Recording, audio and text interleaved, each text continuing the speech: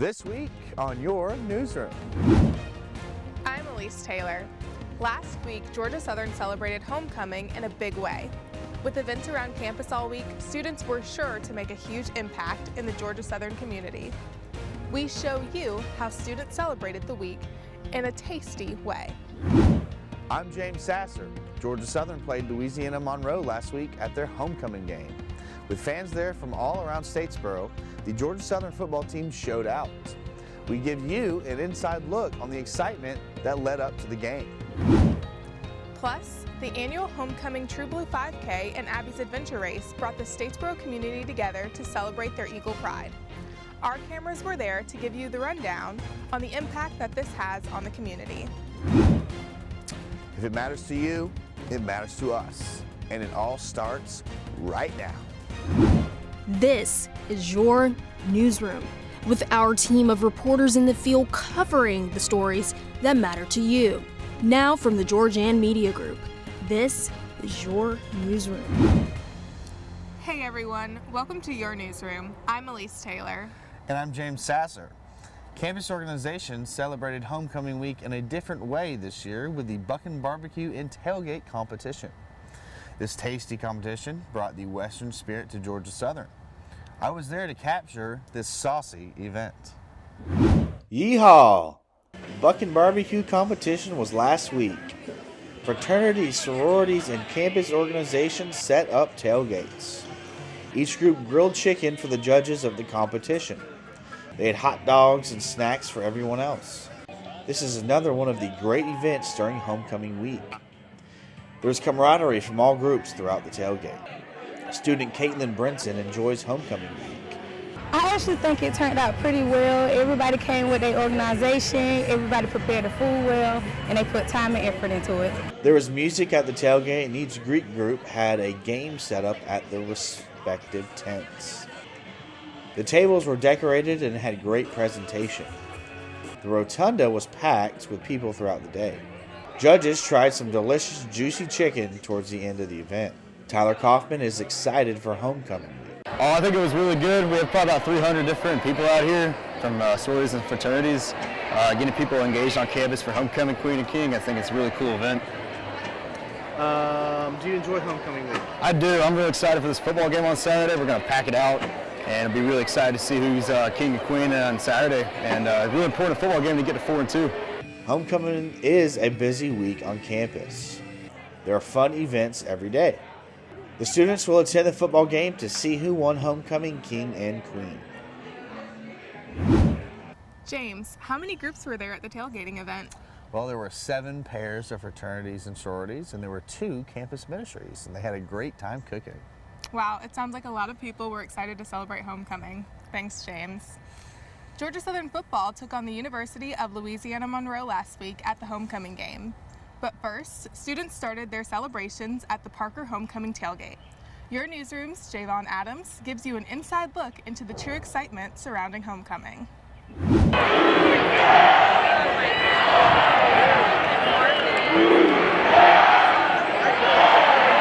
Georgia Southern closed out this year's homecoming with a bang, including the homecoming game and the tailgate. The Eagles started off the morning celebrating at the tailgate. And if you were trying to fuel up before this year's game, this was the perfect place for you. Eagle Nation gathered around, listening to music of all ages, with enough food and drinks to energize them for the afternoon. Loving the vibes, loving the food. We're just trying to live it up. Good Greek life, good women, good people, good bonding. Gotta love it. This steered right into the homecoming game, which led up to the hype. Eagle Nation rocked out Paulson Stadium, helping the football team put the icing on the cake for homecoming. The Eagles were taking care of business this game, scoring 24 points in the second quarter, their most points scored in a quarter this season. We've really been good right at the end of half and then starting in the second half. I've always talked about, I think that's one of the more critical parts of the game. And this time, when you look at it, we weren't as good. After halftime, ULM started crawling back into this game. ULM scored with 1:43 left in that second quarter. Now you're provided hope, and hope's a dangerous thing.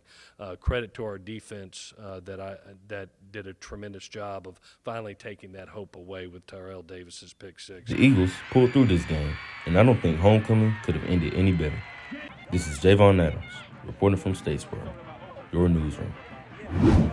Javon, what's your thoughts on how the Eagles topped off homecoming? The Eagles were able to end this homecoming off with the W. The energy in Paulson Stadium was out of the roof, and I don't think this homecoming is going to be topped for another few years. It sounds like it was a great game. Thanks, Javon.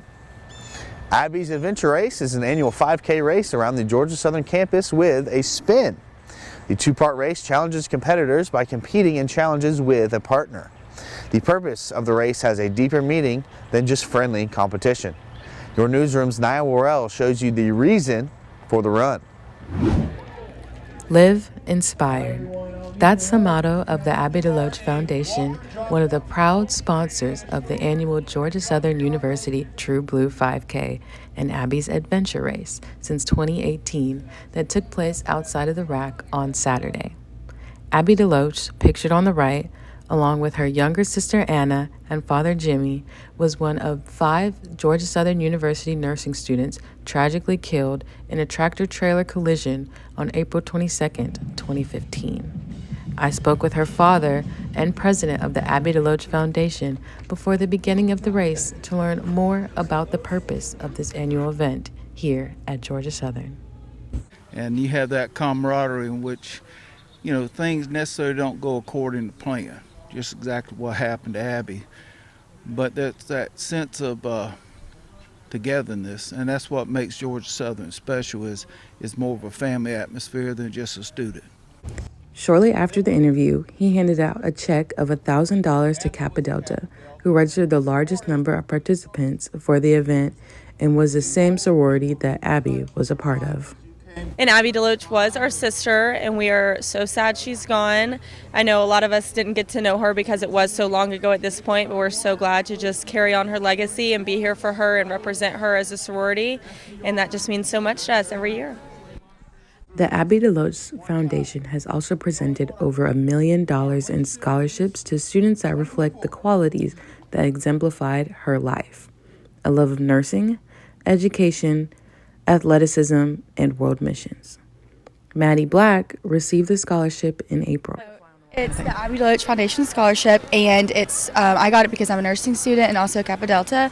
So it was really an honor to receive the scholarship and support our sister Abby DeLoach and be here today, and it's so much fun. So very thankful.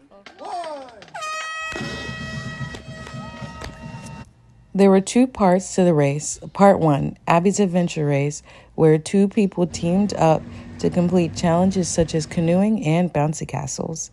Then there was a 5K, where children, students, the community, and furry friends alike could walk, run, or jog the 3.1 miles around Georgia Southern University's campus. At the finish line, Abby's parents, Jimmy and Amy, congratulated all the runners, including Georgia Southern's president, Kyle Marrero.